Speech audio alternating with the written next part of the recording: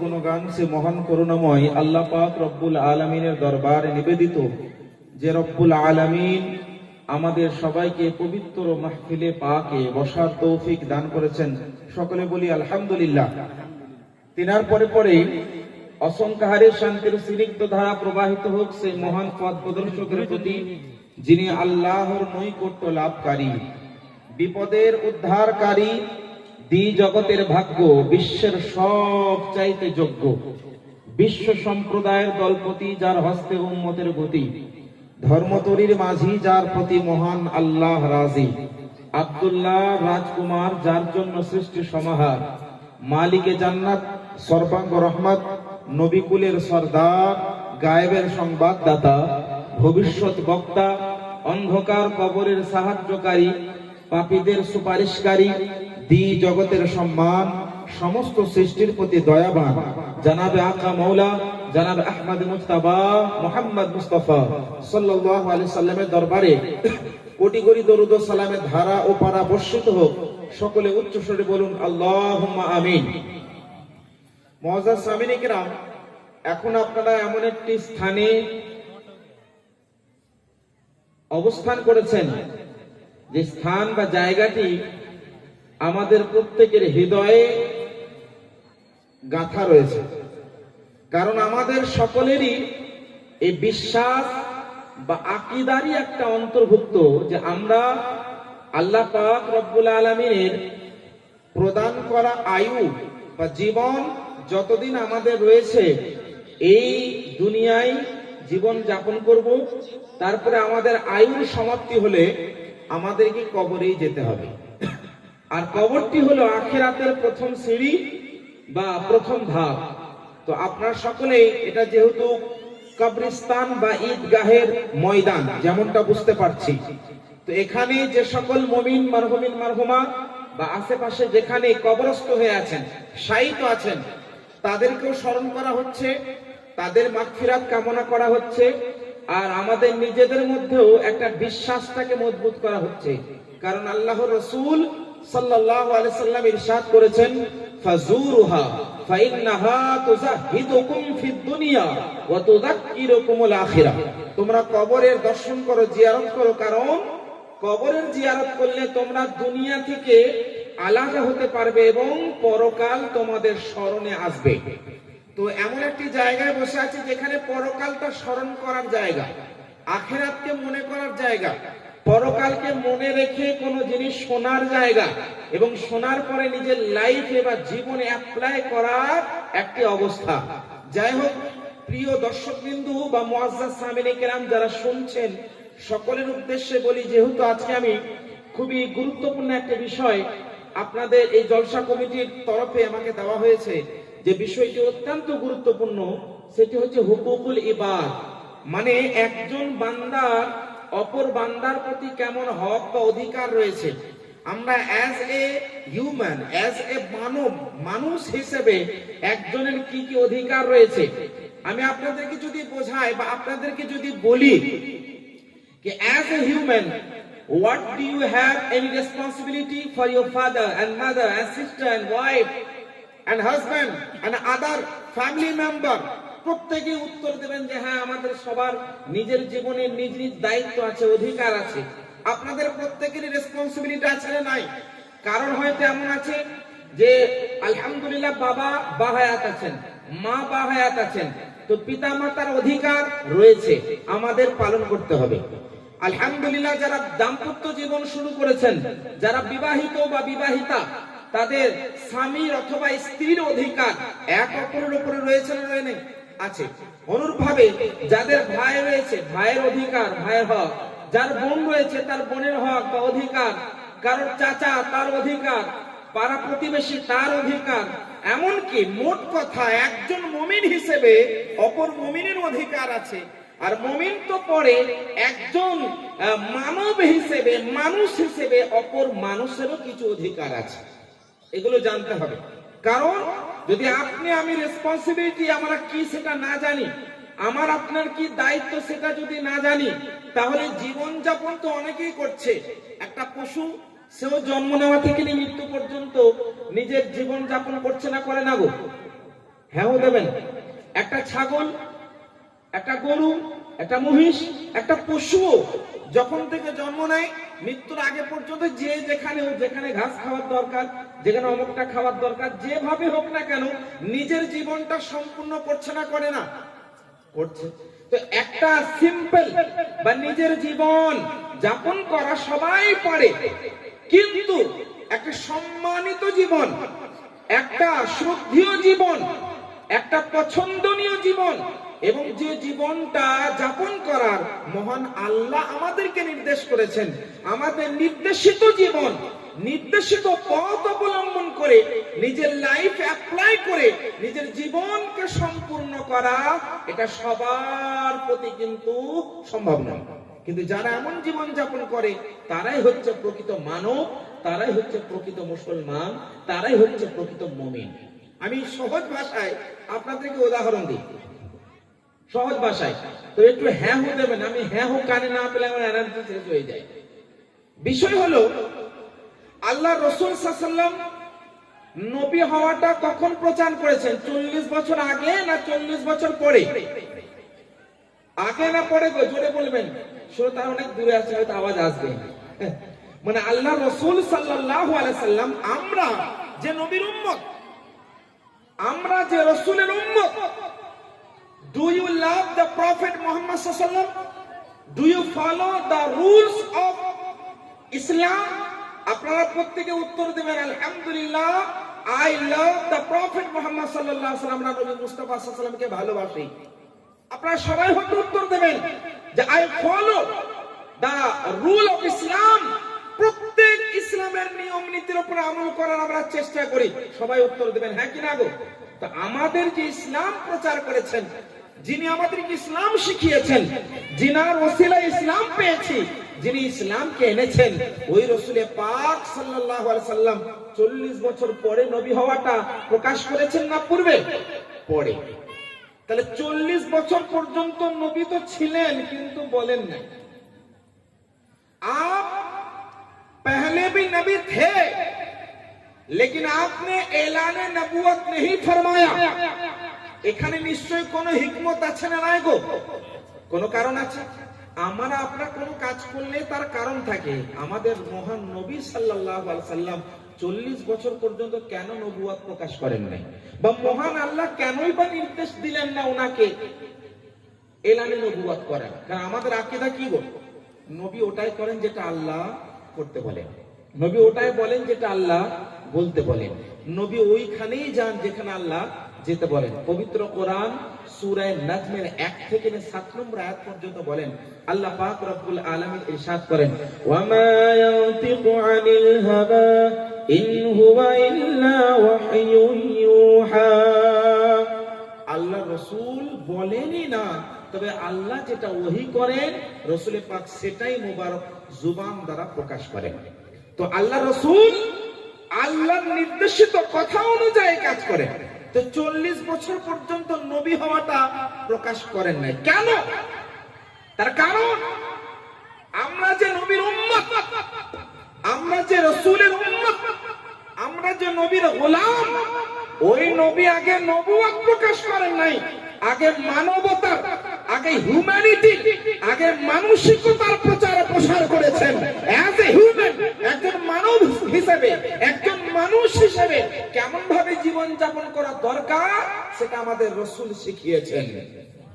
একটা উদাহরণ আপনাদেরকে দিই।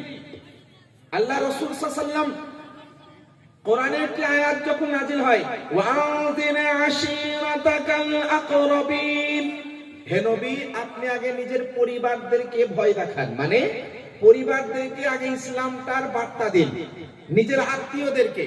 কেন?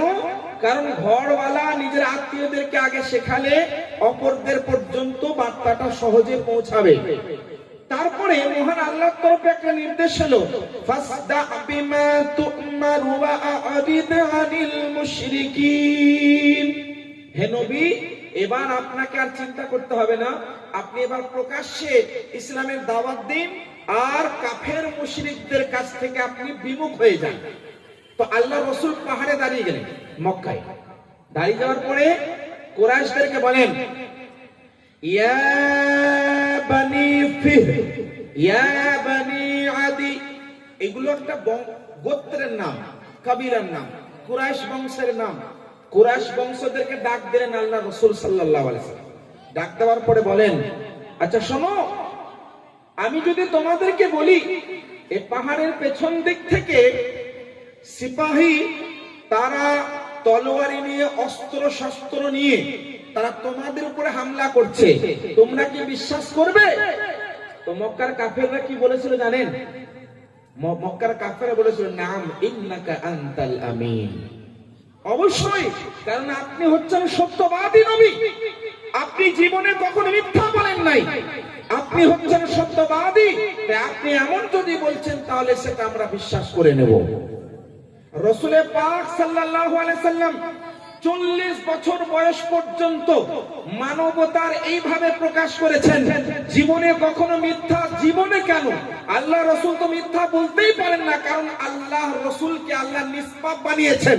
কিন্তু কাফেরদের সামনেও কাফেরদের এটা সাহসিকতা হয় নাই, কাফেররা দুঃসাহসিকতা দেখাবার সুযোগ পায় নাই যে নবী মিথ্যা বলেছেন। কোরআন উঠিয়ে দেখুন, পবিত্র কোরআনে আল্লাহ পাক ইরশাদ করেন, নবী যখন কোরআনটার এলান করছেন তো কাফেররা কি বলছেন জানেন? কাফেররা তখন বলেন, ইন্নাহু কাউলু শাইর, এটা হচ্ছে একজন কবির কথা, আল্লাহর কথা না। মানে কোরআনটা অস্বীকার করছে কিভাবে?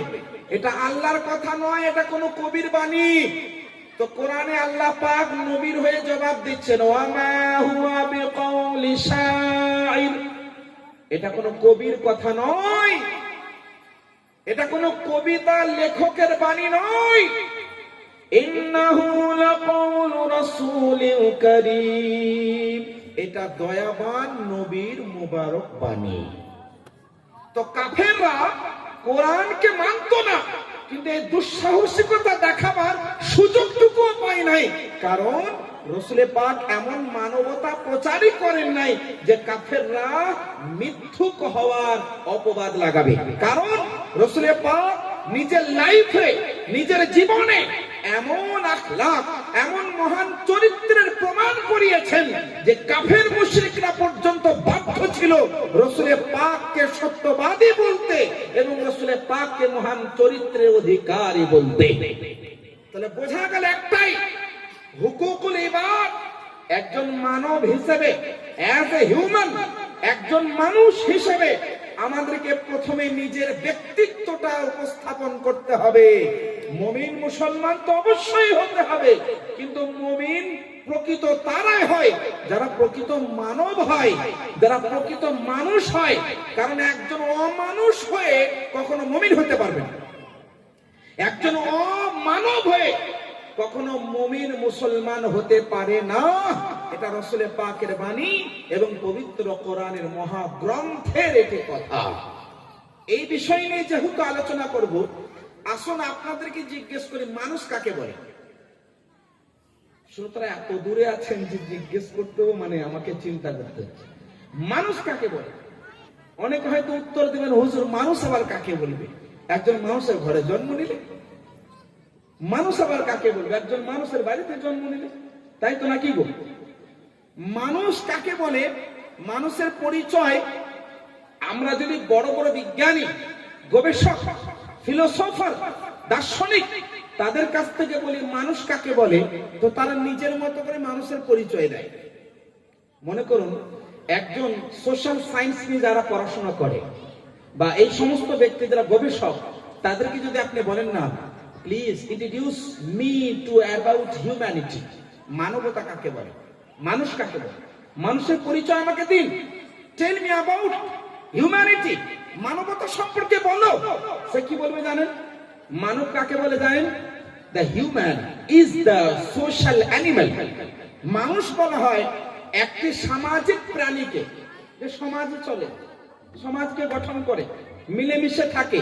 একটা পশু দেখবেন জঙ্গলে থাকে, একটা অন্য প্রাণী কি করে গো জঙ্গলে থাকে, একটা বাঘ, একটা শিয়াল, একটা হরিণ জঙ্গলে থাকে, খোলামেলা থাকে, কেউ কারোর সঙ্গে মিশে না। আর মানুষ কেমন প্রাণী গো? সবার সঙ্গে মিশে সমাজ গড়ে তোলে, সমাজ গঠন করে, এক অপরের সঙ্গে ভ্রাতৃত্বতা বজায় রাখে। মহব্বত ভালোবাসা রাখে, মানে এক কথায় মিলেমিশে যে প্রাণী থাকে তাকে বলা হয় মানুষ। এটা কে বলবে আপনাকে? একজন সোশ্যাল সম্পর্কে যারা অবগত তারা বলবে। একজন যুক্তিবিদ্যার যারা গবেষক, মানে যাকে আমাদের মাদ্রাসার ল্যাঙ্গুয়েজে বলা হয় মান্তিক, আহলে মান্তিক। अगर अहले मंतिक से पूछा जाए कि please introduce me about the humanity, মানুষ কাকে বলে আমাকে পরিচয় দাও, তো তারা বলবে মানুষ কাকে বলে জানেন? হাইওয়ানে নাতিককে। হাইওয়ানে নাতিক মানে এমন প্রাণী যে বলতে পারে, যে বাকশক্তি রাখে। এমন প্রাণীকে মানুষ বলা হয় যে বাকশক্তি রাখে, যে বলতে পারে, তাকে বলা হয় মানুষ। আচ্ছা বলুন তো, এতটুকু কথা বললে মানুষের পরিচয় পাওয়া যাবে? হ্যাঁ, এতটুকু বললে কি মানুষের পরিচয় হয়? একটা অমানুষও তাই এগুলো করে। হ্যাঁ, আজকে যুগে অমানুষ দেখতে পাচ্ছেন না গো? না, আলহামদুলিল্লাহ মালদায় এমন কেউ নাই, অনেক থাকতে পারে। আপনাদের লক্ষ্য করবেন, আলহামদুলিল্লাহ আপনারা সকলেই ভালো, কিন্তু আপনারা নিশ্চয়ই এরকম মানুষের সঙ্গেও সম্মুখীন হয়েছেন যারা অমানুষ হতেই পারে সবার জীবনে। তো কিন্তু তাদের মধ্যে তো বাকশক্তি আছে, তারা তো প্রাণী, কিন্তু প্রকৃত তারা অমানুষ। তো একজন সোশ্যাল সায়েন্স নিয়ে যারা পড়ে তারা মানুষের পরিচয় দিতে পারলো না পুরোপুরি। একজন ফিলোসফার, একজন দার্শনিক, সেও কিন্তু মানুষের পরিচয় সম্পূর্ণ দিতে পারলো না।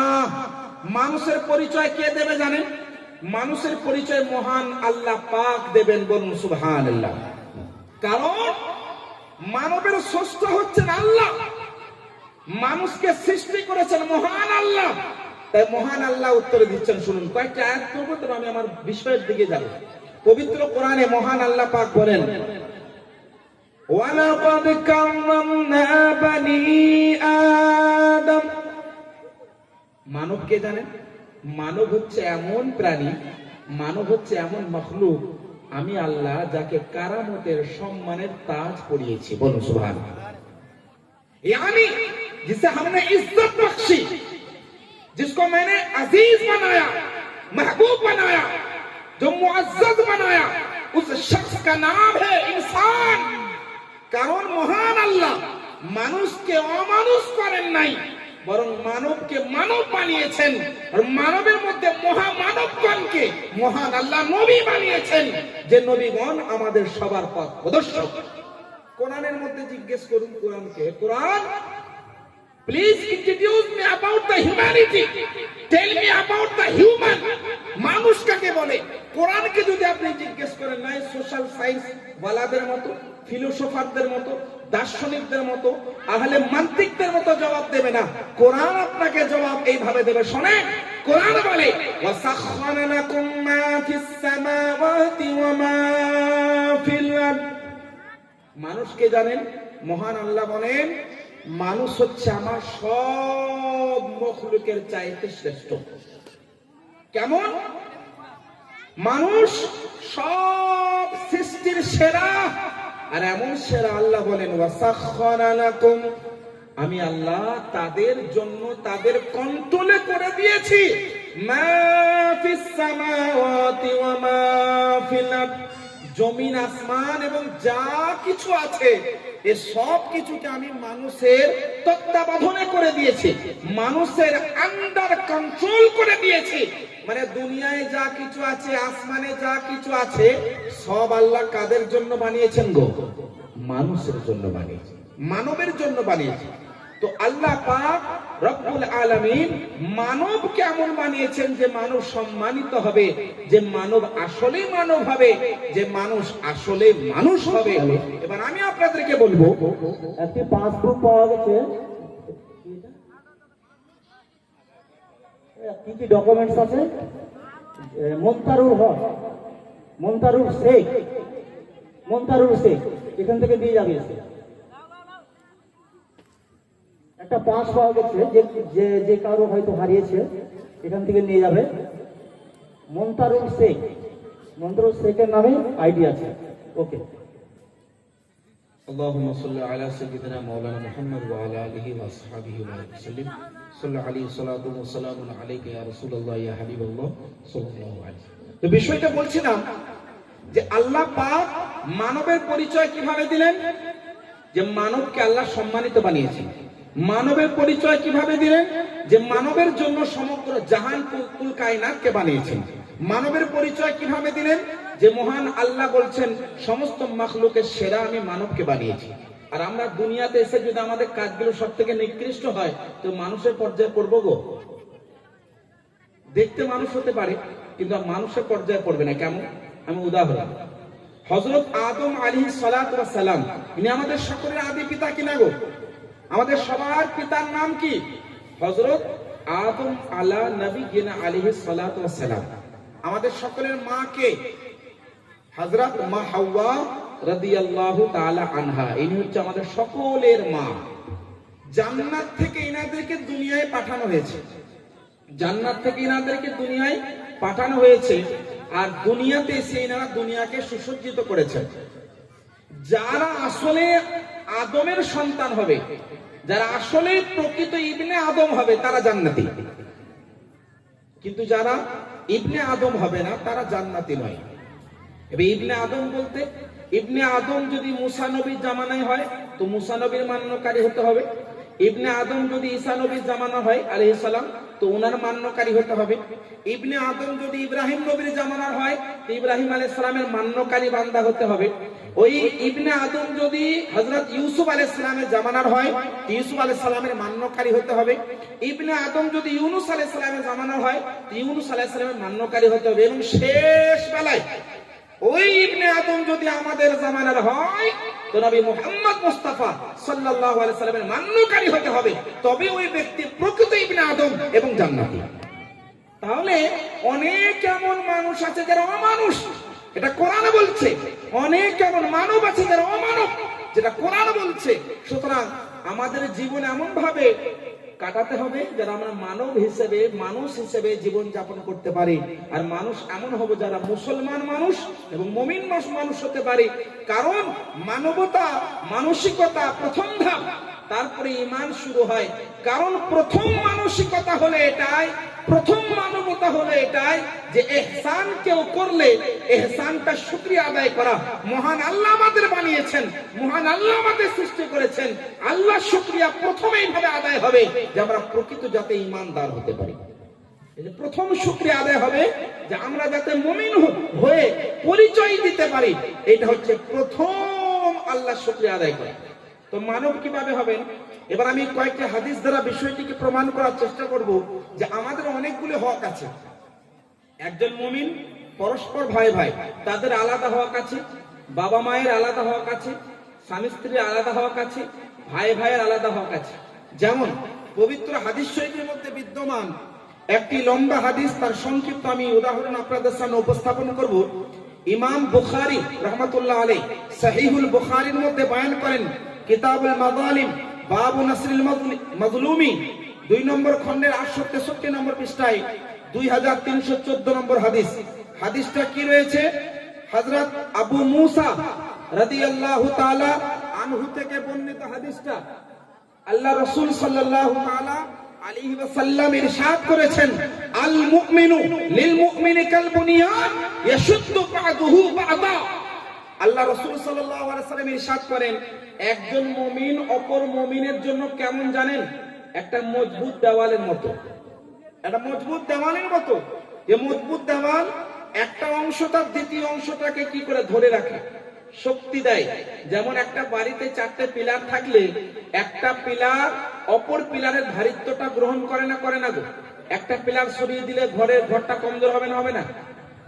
4টে দেওয়াল থাকলে 4 দেওয়ালি ঘর, তার একটা দেওয়ালের উপরে অপর দেওয়ালের ভার থাকে, এই দেওয়ালের ভার অপর দেওয়ালে থাকে। মানে মোট কথা বাড়ির যে দেওয়াল, ওই দেওয়াল দিয়ে উদাহরণ দিচ্ছেন আল্লাহ রাসূল যে একজন মুমিন তার মুমিনের অপর মুমিন ভাইয়ের জন্য কেমন গো? একটা মজবুত দেওয়ালের মতো।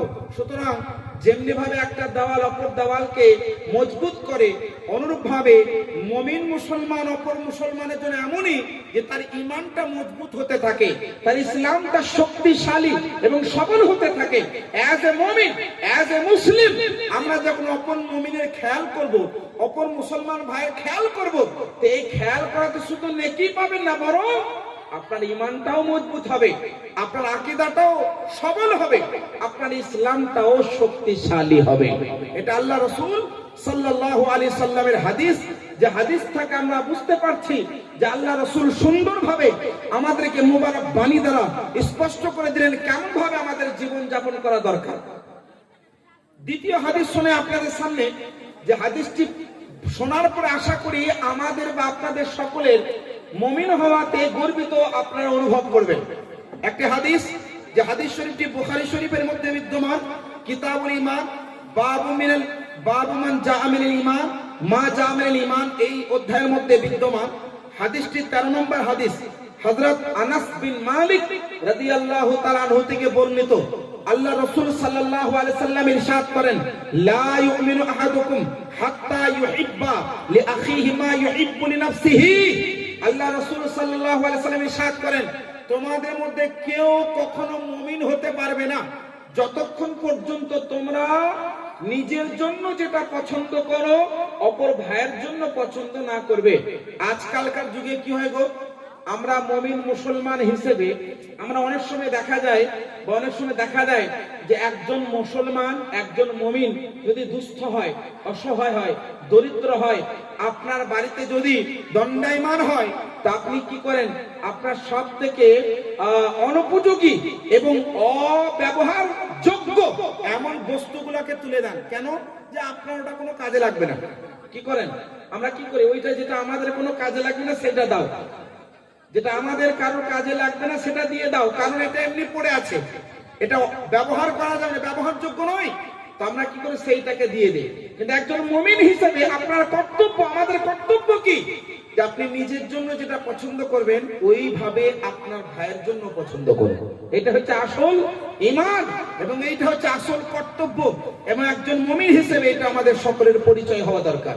এবার জীবন যাপনের ক্ষেত্রে হুকুকুল ইবাদ, বান্দাদের অধিকার সম্পর্কে জানার আগে নিজের ব্যক্তিত্বটাকে পরিষ্কার করতে হবে। একদা কিছু সাহাবী মা আয়েশা রাদিয়াল্লাহু আনহার বাড়িতে গেলেন।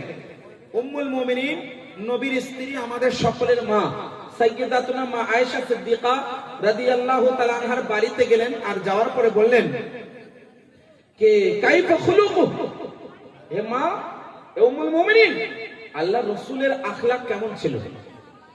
আল্লাহ রাসূলের চরিত্র কেমন ছিল? আল্লাহ নবীর আদর্শ কেমন ছিল? মা আয়েশা রাদিয়াল্লাহু আনহা উত্তর দিয়েছেন, আর যেটা কোরআনের মধ্যেও এইভাবেই বর্ণিত আছে। আল্লাহ রাসূল সাল্লাল্লাহু আলাইহি সাল্লামকে সম্বোধন করে মহান আল্লাহ বলেন, ওয়া ইন্নাকা লাআলা খুলুকিন আযীম, হে নবী আপনি মহান চরিত্রের অধিকারী।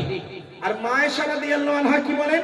কানা খুলুকুহুল কোরআন, অর্থাৎ নবীর আদর্শ, নবীর চরিত্র এবং নবীর আখলাক হলো পবিত্র কোরআন। একবারে সংক্ষিপ্ত ভাবে, সহজ ভাবে, সরল ভাবে আমাদের সকলের মা আয়েশা রাদিয়াল্লাহু আনহা বলে দিলেন, নবী যেটা বলেন, নবীর বলাটা কোরআন মোতাবেক হয়, নবী যেটা শোনেন ওনার শোনাটা কোরআন মোতাবেক হয়, নবী যেখানে যান ওনার যাওয়াটা কোরআন মোতাবেক হয়, রাসূলের পাকের জীবন যাপন করার পদ্ধতিটা, ওনার লাইফস্টাইলটা কোরআন মোতাবেক, নবী মুস্তাফার খাওয়া দাওয়া, নবী মুস্তাফার নিদ্রায় যাওয়া, আরাম করা, শয়নে স্বপনে গোপনে সব ক্ষেত্রে নবীর চরিত্র হলো কোরআন। একবারে সহজ ভাবে আল্লাহ রাসূলের স্ত্রী আমাদের মা বুঝিয়ে দিলেন। আর আমাদের আখলাক, আমাদের চরিত্র এমন হবে খুঁটে খুঁটে, যদি কোন এমন মেশিন যদি তৈরি হয়ে যায়, কথার জন্য বলছি, এমন কোন আশ্চর্য নাই, মহান আল্লাহ যদি এমন কাউকে জ্ঞান দান করে হতে পারে যে চরিত্র মাপা যাবে, আখলাক মাপা যাবে, যে আখলাকটা কোরআন মোতাবেক কিনা। কথা হলো এটাই, তো এমন খুঁটে খুঁটে খুঁজলেও আমাদের এমন অনেক বড় অধিকাংশ 99.9% ব্যক্তিকে দেখা যাবে যাদের চলা বলা, খাওয়া দাওয়া, শয়ন গোপন তো বাদ দিন, তাদের পুরো জীবনে যদি লক্ষ্য করা হয় কোরআন মোতাবেক একটাও এমন কাজ পাওয়া যায় না। এমন আছে না নাই গো? অনেক ব্যক্তি আছে, যদি আমি জিজ্ঞেস করি না, আমি তাদেরকে যদি জিজ্ঞেস করি, ভাই what do you in your life, আপনি নিজের জীবনে কি করেন? আপনি জীবন যাপনের জন্য, জীবিকা নির্বাহনের জন্য আপনার প্রফেশনাল কি রয়েছে, আপনি কোন প্রফেশনে কাজ করেন, আপনি কি করে নিজের সংসার পরিচালনা করেন। অনেক বলবেন I am teacher, I am engineer, I am doctor, অনেকে অনেক ভাবে বলবেন, তার প্রফেশনকে প্রকাশ করবেন, অনেকে অনেক বড় বড় পদের নাম করবেন। কিন্তু মনে রাখবেন, এই বড় বড় পদ নিয়ে, বড় বড় মর্যাদা নিয়ে, বড় বড় ডিগ্রি নিয়ে, বড় বড় ট্যালেন্ট নিয়ে কোনো কাজে আসবে না। অবশ্যই জীবন যাপনের ক্ষেত্রে, দুনিয়াবির ক্ষেত্রে আপনি ডক্টর হন, আপনি টিচার হন, আপনি ইঞ্জিনিয়ার হন, আপনি যাই হন না কেন, দুনিয়াবি ক্ষেত্রে অবশ্যই দরকার। কিন্তু মনে রাখবেন, আখিরাতের ক্ষেত্রে, পরকালের ক্ষেত্রে আপনার জীবনটা কোরআন মোতাবেক হওয়া দরকার। You have to apply the rule of Islam in your whole life. আপনার পুরো জীবনে, পুরো লাইফের মধ্যে কোরআনকে অ্যাপ্লাই করতে হবে, হাদিসকে অ্যাপ্লাই করতে হবে, কোরআন মোতাবেক জীবন যাপন করতে হবে, কোরআন মোতাবেক, সুন্নত মোতাবেক নিজের জীবনকে, আয়ুকে সম্পূর্ণ করতে হবে। তবেই আমরা প্রকৃত মানব বা প্রকৃত মুমিন বলে আমরা নিজেকে পরিচয় দিতে পারব। সংক্ষিপ্ত আকারে আমি একটি হাদিস পেশ করলাম। এবার আপনাদের সামনে একটি সংক্ষিপ্ত হাদিস আল্লাহ রাসূল সাল্লাল্লাহু আলাইহি ওয়াসাল্লাম মুবারক জবানি, যে হাদিসটি ইমাম তিরমিজি সুনানে তিরমিজি শরীফের মধ্যে বয়ান করেন, কিতাবুল ঈমান এই অধ্যায়ের মধ্যে হাদিসটি বিদ্যমান। এই হাদিসটি হাদিস নম্বর 2612, হযরত মা আয়েশা সিদ্দিকা রাদিয়াল্লাহু আনহা থেকে এই হাদিসটি বর্ণিত। হাদিসটি এমন রয়েছে, ক্বালাত, মা আয়েশা রাদিয়াল্লাহু তাআলা আনহা বলেন, ক্বালা রাসূলুল্লাহ সাল্লাল্লাহু আলাইহি ওয়াসাল্লাম, ইন্না মিন আকমালিল মুমিনিনা ঈমানা আহসানুহুম খুলুকা ওয়া আলতাফুহুম বিআহলিহি। মা আয়েশা রাদিয়াল্লাহু আনহা বলেন, রাসূল পাক স্বয়ং মুবারক বাণী দ্বারা প্রমাণ করেন যে একজন কামেল মুমিন, ঈমানদার, তার ইসলামটা কামেল বা সম্পূর্ণ কখন হবে? একজন মুমিন তার ঈমানটা সম্পূর্ণ বা সফল কখন হবে? যখন তার আখলাকটা সুন্দর হবে, যখন তার চরিত্রটা সুন্দর হবে, যখন তার ব্যবহার, তার আদর্শটা সুন্দর হবে। ও আলতাফুহুম বিআহলিহি, এবং তার পরিবার পরিজন, পাড়া প্রতিবেশী, তাদের সঙ্গে দয়ার নজরে, শ্রদ্ধার নজরে এবং স্নেহর নজরে তাদের সঙ্গে ব্যবহার করবে। ওই ব্যক্তি হচ্ছে কামেল মুমিন। আজ সকলে নিজের নিজের বাড়িতে যদি, নিজের জীবনেও যদি লক্ষ্য করেন, আপনাদেরকে যদি আমি জিজ্ঞেস করি, ভাই আজকে এমন নাই সমাজে এক ভাই আর এক ভাইকে গালিগালাজ করতে পিছু হাঁটে না, এক ভাই আর এক ভাইকে কটূক্তি করতেও পিছু হাঁটে না, এক মুমিন আর এক মুমিনকে কিছু বলতে একটু অনেক দূরের কথা, একজন ছেলে তার বাবাকেও কটূক্তি করতে একবারও চিন্তা করে না, একজন ছেলে তার মাকেও খারাপ মন্তব্য করতে একবারের জন্য ভাবে না, একজন ছোট ছেলে তার, একজন ছোট ভাই তার বড় ভাইকে কুমন্তব্য করতেও পিছু হাঁটে না। এটা আমাদের সমাজের আজ পরিস্থিতি। এমনি এমনি কিন্তু আমাদের উপরে জুলুম অত্যাচার হচ্ছে না, এমনি এমনি কি আমাদের উপরে ধোঁয়াশা চলে আসছে না। আজকে একটা নতুন, এখন বর্তমান সময়ে একটা নতুন জুলুম আমাদের উপরে হতে চলেছে, নতুন, সবাই জানেন, সেটা হচ্ছে কি আপনার ওয়াকফ বিল। আমাদের ওয়াকফ সংশোধনী বিল যে আনার মানে আপনার প্ররোচনা চলছে, এটা কত বড় যে আমাদের জন্য ভয়ঙ্কর একটি বিল, সেটা আমার যেহেতু টপিক নয় যে ওই বিষয়ে আমি আলোচনা করব, কিন্তু ইঙ্গিত আমি দেব যে এই যে আজ বর্তমান সময়ে আগামী দিনেও যে এই রকমের জুলুম বা অত্যাচার বা পুরো মুসলিম কমিউনিটির উপরে অত্যাচার হতে চলছে, এটা আমাদেরও খামতি আছে, আমাদেরও কমি আছে, আমাদেরও দোষ আছে। তার কারণ আমরা নিজের পরিবারের সঙ্গে জীবন যাপন করার পদ্ধতি জানি না, আমরা নিজের পরিবারের সঙ্গে কোরআন মোতাবেক জীবন যাপন করি না। আরে পুরো পরিবার তো বাদ দিন, একজন স্বামী তার স্ত্রীর সঙ্গে কোরআন মোতাবেক জীবন যাপন করে না, একজন ভাই ভাইয়ের সঙ্গে কোরআন মোতাবেক জীবন যাপন করে না, যার কারণে আজকে সমাজে ধস হয়ে আছে। আল্লাহ রাসূল বলেন, ইন্না মিন আকমালিল মুমিনিনা ঈমানান আহসানুহুম খুলুকা। তাদের সব মুমিন মুসলমানের ঈমান তাজা হবে, কামেল হবে তখনই যখন তার আখলাকটা কামেল হবে, তার চরিত্রটা সম্পূর্ণ হবে, তার আদর্শটা সুন্দর হবে। আদর্শবান ব্যক্তি হবে, ওই ব্যক্তির একমাত্র ঈমান হবে কামেল, আর ওই ব্যক্তি হবে পাক্কা সাচ্চা মুমিন আর প্রকৃত মুসলমান। সুতরাং এটা আমাদের মাথায় রাখতে হবে, খেয়ালে রাখতে হবে যে আমাদের আদর্শটা এমন হওয়া দরকার যেটা কোরআন মোতাবেক হবে। আমি একটি উদাহরণ দিলাম, হুসনে আখলাক মানে আখলাক চরিত্র আমাদের কেমন হওয়া দরকার তার সংক্ষিপ্ত একটি উদাহরণ দিলাম। এবার আমি আপনাদের সামনে আরেকটি বিষয়, সেটি হচ্ছে একজন মানুষ কষ্টে আছে, দুঃখের মধ্যে আছে, দুস্থতা প্রকাশ করছে, সে অসহায়, আপনার সামনে হাত পেতে আছে, আপনার সামনে হয়তো নিজের প্রয়োজনকে প্রকাশ করছে, আপনার সামনে নিজের অসুবিধাটাকে প্রচার করছে। আমাদের মধ্যে কি করি? ঠাট্টা মজাক, হাসি মজাক করিয়ে তাকে উড়িয়ে দিই।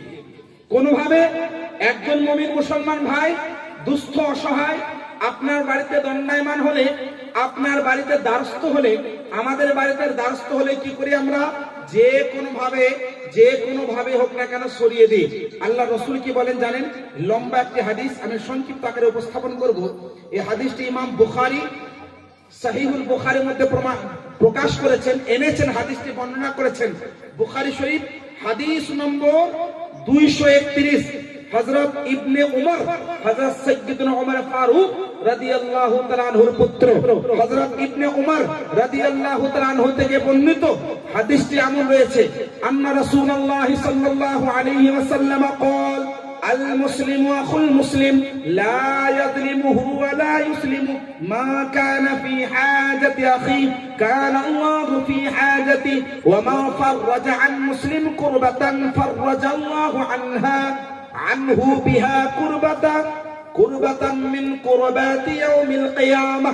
আল্লাহ রাসূল সাল্লাল্লাহু আলাইহি ওয়াসাল্লাম মুবারক বাণী, যে বাণীটা শোনার পরে আশা করি আমাদের সামাজিক যে আমাদের বাস্তব যে আমাদের পরিস্থিতি, এই পরিস্থিতিটা নিয়ন্ত্রণে আনা সম্ভব যদি এই মুবারক বাণীগুলোর উপরে আমল করা হয়, এই মুবারক রাসূল পাকের হাদিসের উপরে আমল করা হয়, তো আমাদের সামাজিক যে পরিস্থিতি এটা নিয়ন্ত্রণে আনা সম্ভব। আজকের জলসা এই মঞ্চ থেকে, আজকের পবিত্র মাহফিল থেকে বার্তা দেব, আপনাদের গ্রহণ করা দরকার, আমল করা দরকার, অ্যাপ্লাই করা দরকার। আল্লাহ রাসূলের হাদিসটার অনুবাদ শুনুন। আল্লাহ রাসূল বলেন, আল মুসলিমু আখুল মুসলিম, একজন মুসলমান অপর মুসলমানের ভাই, একজন মুমিন অপর মুমিনের ভাই, একজন মুসলমান অপর মুসলমানের জন্য ভাই স্বরূপ। আল্লাহ রাসূল বলেন, লা ইয়াজলিমুহু, একজন মুমিন যদি তার মুমিন ভাইকে জুলুম না করে, অত্যাচার না করে, কষ্ট না দেয়, দুঃখ না দেয়, এবং ওয়ালা ইসলিমুহু, আর কোনভাবে তাকে কষ্ট না দেয়, মনে রাখো, মান কানা ফি হাজাতি আখিহি কানা আল্লাহু ফি হাজাতি। এমনকি একজন মুসলমান ভাই অপর ভাইয়ের প্রয়োজনকে যদি মিটায়, অপর ভাইয়ের যে জরুরিয়াত, অপর ভাই যে দুস্থ অসহায় দরিদ্র, তার যদি সহযোগিতা করে, মহান আল্লাহ তার সহযোগিতা দান করবেন। বলুন সুবহানাল্লাহ। আর আল্লাহ কেমন ভাবে সহযোগিতা দান করবেন? আল্লাহ রাসূল বলেন, ওয়ামান ফাররাজা আন মুসলিমিন কুরবাতান, কোন একজন মুসলমানের কোন একটা দুনিয়াবি কষ্টকে আপনি দূর করে দিলেন। আমি একটা উদাহরণ দিচ্ছি।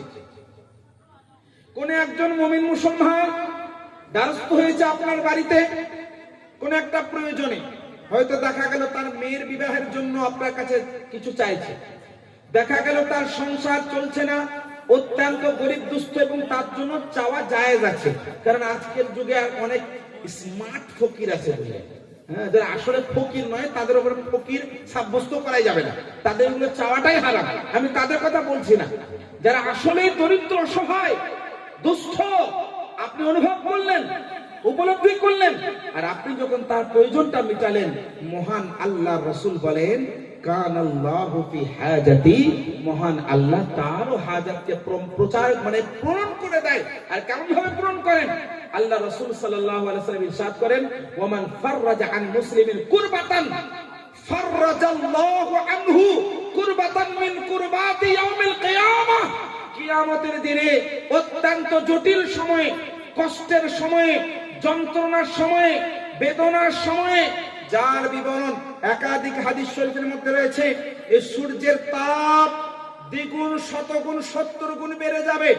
সূর্যের তাপে মানুষের মাথা ঠকবক করে ফুটতে থাকবে, ঘাম এত হবে যে তারা হাঁটু পর্যন্ত ডুবে যাবে, কারণ পিচ বের হবে হাঁটু পর্যন্ত ডুবে যাবে, কারণ নাক পর্যন্ত ডুবে যাবে, কে পুরোটাই ডুবে যাবে। এমন কষ্টের সময়ে, যন্ত্রণার সময়ে, বেদনার সময়ে আপনার দুনিয়াতে অপর মুসলমান ভাইয়ের সহযোগিতার করার কারণে মহান আল্লাহ আপনাকে কিয়ামতের দিনের সমস্ত যন্ত্রণাকে দূর করে দেবেন। নারে তাকবীর, নারে তাকবীর, নারে রিসালাত, মাসলাকে আলা হযরত হযরত আল্লামা আলা মুফতি আবু বকর মিসবাহি সাহেব। সুবহানাল্লাহ, সুবহানাল্লাহ।